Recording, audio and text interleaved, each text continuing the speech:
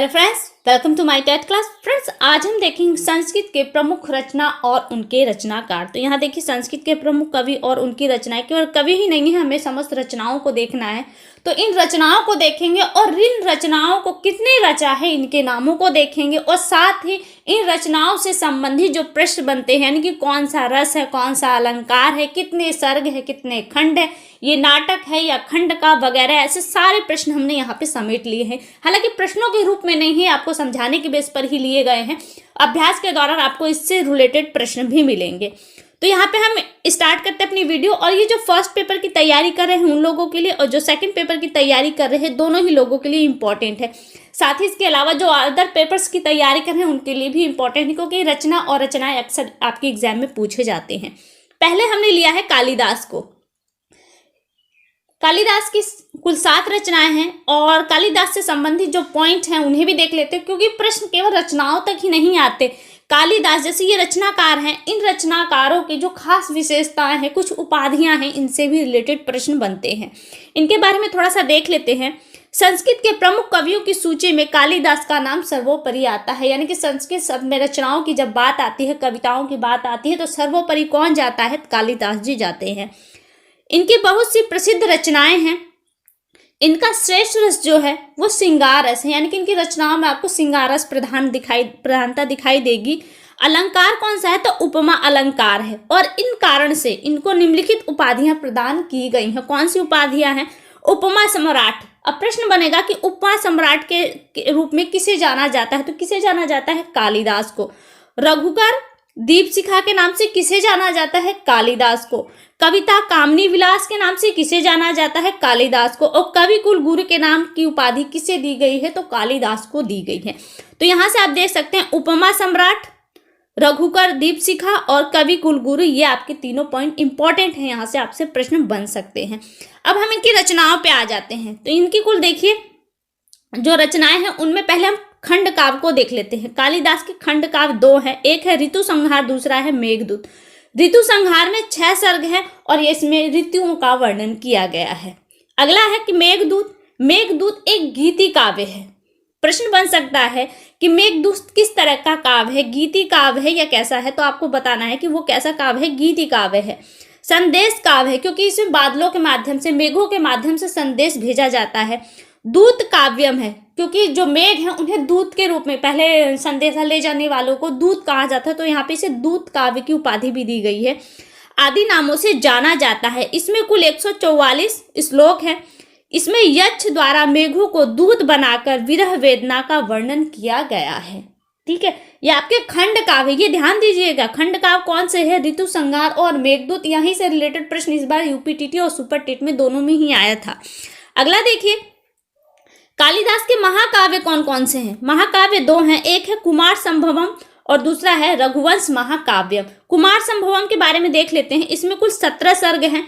शिव और पार्वती प्रेम का वर्णन किया गया है कुमार संभवम में, और ये एक महाकाव्य है।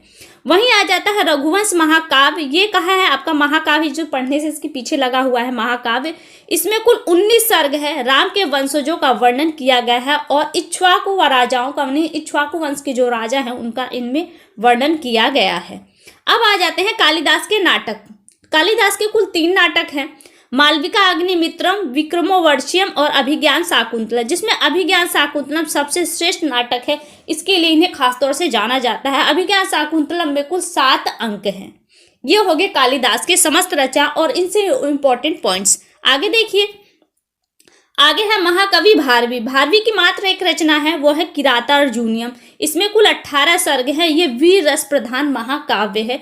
इसका स्रोत महाभारत का वन पर्व है, यानी कि वन पर्व से इसे उठाया गया है, जिसमें श्लोकों की संख्या है 1030 श्लोक इसमें लिखे गए हैं। किसकी रचना है ये? भारवी की किरातार्जुनीयम। अगला है महाकवि माघ। माघ की रचना एकमात्र है शिशुपाल वध। शिशुपाल वध में इनके सर्गों की जो संख्या है वो 20 है, और श्लोकों की संख्या है 1650। ठीक है, इसका स्रोत महाभारत का सभा पर्व है, यानी कहाँ से लिया गया है? सभा पर्व से लिया गया है। यह संस्कृत साहित्य का सर्वश्रेष्ठ महाकाव्य है, और इसके नायक कौन है? कृष्ण है। अगला देखिए, महाकवि श्रीहर्ष। इनकी जो रचना है नैषधीय चरितम है। देखिए, महाकवि श्रीहर्ष से एक और नाम आ जाता है जो हमने नीचे लिया है, हर्षवर्धन। हर्षवर्धन अलग है और श्री हर्ष अलग है। श्री हर्ष की नैषधीय चरितम फेमस है, इसमें कुल 22 सर्ग है और ये श्रृंगार रस का प्रयोग, ये श्रृंगार रस प्रधान रचना है नैषधीय चरितम। वहीं अगर हर्षवर्धन की बात करें तो हर्ष, इनका नाम अगर कहीं आता है तो हर्ष के नाम पर भी इनका नाम आ जाता है। और बाणभट्ट जिन्हें आप जानते हैं वो इनके दरबारी कवि रह चुके हैं। इनकी रचना, हर्षवर्धन की रचना कौन कौन सी है? प्रियदर्शिका है, रत्नावली और नागानंद इनकी मुख्य रचनाएं हैं। आगे आ जाता है महाकवि पाणिनि, ये अष्टाध्यायी के रचनाकार हैं। अष्टाध्यायी, इसमें कुल 8 अध्याय हैं और श्लोकों की संख्या 3995 है। ठीक है, अगले देखिए, अगला है भास। भास की 3 रचनाएं देखिए, दूत वाक्यम और भी रचना है लेकिन ये इंपॉर्टेंट रचनाएं हैं। अभिषेक नाटक और स्वप्नवास दत्ता, ये इनकी प्रमुख रचनाएं हैं। और दूत वाक्य एकांकी है, यानी कि 1 अंक में ही ये संपूर्ण विस्तृत और ये एक नाटक है। आपसे पूछ सकता है कि दूत वाक्यम क्या है, नाटक है, महाखंड है, खंड काव्य, ये आपसे पूछ सकता है। अगला देखिए, अगला है यहाँ पर भवभूति। भवभूति ने जो भी लिखी है वो नाटक ही इन्होंने लिखे, यानी कि इनकी जो रचनाएं आप देखेंगे वो समस्त नाटक ही हैं। मालती माघव नाटक है आपका, महावीर चरितम नाटक है, उत्तर राम चरितम क्या है, ये नाटक है। उत्तर राम जो चरितम है ये करुण रस प्रधान रचना है। देखिए, जो इंपॉर्टेंट है केवल वहीं से पॉइंट उठाए जाते हैं, अदर पॉइंट्स नहीं उठाए जाते, इसलिए अदर पॉइंट्स को मैंने लिया भी नहीं है।